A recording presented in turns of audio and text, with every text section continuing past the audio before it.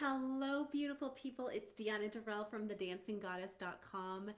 And thank you so much for being here with me.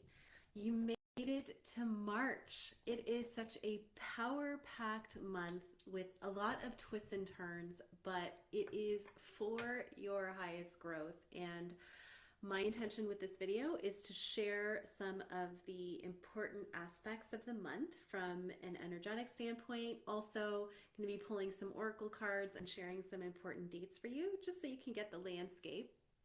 And through the lens of relationships, whether you are partnered or you are single, right? It's really highlighting, March is highlighting our own ability to trust ourselves. So we've got a couple of different things going on. Strap in. If you're new here, please get a sheet of paper out and write down what could this mean for me. And as we're going through the message, right, for you, I encourage you to pause the video and write down any ahas that are coming. This is a super intuitive community. Okay, so we start off the month. First, the theme of the month that I wrote down is trust fall. And that is like what's going to be coloring the entire month of March. You won't always have all the answers, but you are invited to literally trust in something bigger than your own fear. Trust that you are exactly where you need to be and that you are always supported and that you are exactly in the right place at the right time, even when it feels like you're not. Okay? And so, from that perspective, we right off the bat, I want you to circle March 3rd through the 6th. So we've got a full moon right at the beginning of the month, March 3rd, and it's in the wee hours of the morning here in the States. I want to say around 4 or 5 a.m. And excuse me, it's in the sign of Virgo. So in this first week, what can you clean up? Virgo is really good at seeing where things have decayed, where you've stayed too long, where you need to create a little bit of order from some of the chaos, right, from the last month.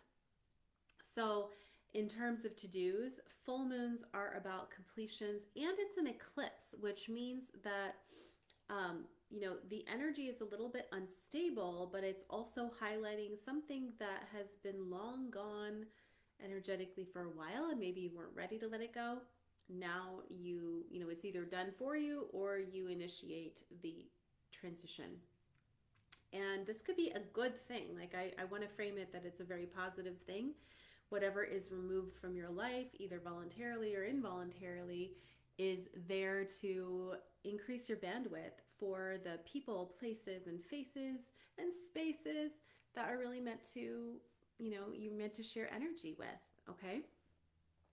It's a really good time to clean your house. It's also a really good time to look at your diet and look at your health.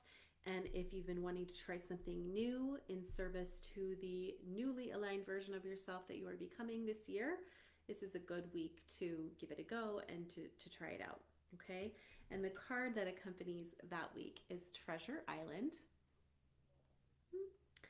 It says Treasure Island. It's literally a tortoise with a box of treasure on it, and it's the number 9. Can't see it because of my lighting. There we go. And so this is literally like, even though you may feel like you're under hot water, you're like swimming like hell, right, towards something, and you're like, how is this even gonna add up? Or how is this gonna lead me to where I need to go? There is treasure if you can keep going, right? And 9 is about completion. So number 9, you guys probably can't see it, but 9 in numerology is about endings. It's also about wisdom. It's the last number in the single digits. So this really puts a stamp on the first week. It's like whatever you still are holding on to that you need to let go of will be very apparent by the end of the first week. Which brings me to the next week. Okay, so the next week is all about romance and love. It's 2 penguins giving each other kisses. The soulmates. It is the number 41. and 41 breaks down to a 5. So the second week is about movement. It's about love and communication and traveling and getting outside of your head. So once, the chips fell where they may, so to speak, in the first week, now in the second week, you get to revisit what are you strengthening? Where can you appreciate yourself or another person? Where do you need to mix things up? Where have you fallen into really boring routines that you're ready to revamp? This second week gives you a great opportunity to be loyal, right, to yourself and to the relationship in question. This could be personal or professional, and to have fun again, to try something new without necessarily needing to do it for the long term. It's like, right now, this feels fun. Let's give it a go and see if we like doing it again, right? Then the third week, we have a new moon in Pisces. This is a March 18th, and the window is the 18th through about the 22nd. And this energy is really good for heightened sensitivity with your intuition. So if you've been wanting to develop your spiritual gifts, this third week is a great week to sign up for a class or to, find a new way of meditating or commit to, intuitive exercises. I have a great program, Bulletproof Intuition. It's on my website in the Work With Me section if you want to check it out. If you want an easy way to develop your natural intuitive abilities. But this third week would be fantastic for you to put some more energy into listening to your higher self. Okay, and it is the thinker, which is a woman on a cube. She's literally just thinking. She kind of looks very Cirque du Soleil-esque to me. And the number in the corner is 44. This glare. Sorry, you guys. So 44 is about creating and building something really important to you, right? And so with the Pisces energy and also the Aries energy that's coming right after the new moon, it's really about listening to your intuition, moving from a place of subtle nudges versus like clear-cut answers. Like, let's take the information we have and experiment and flow. And then that Aries energy is there to just like fully test it out without attachment. And that's really great for when you are looking at, what do I want to build? Sometimes we have to throw spaghetti at the wall and try different things to see what really sticks. And then as we round the bend, another date I want you to circle within that third week is March 20th. This is the day that Mercury retrograde goes direct. It ends, and all month, right, there may have been like miscommunications or a need to triple check details or slowdowns with travel or contracts or agreements. It's like everything is kind of up in the air, which is right, that trust fall energy that I talked about at the beginning.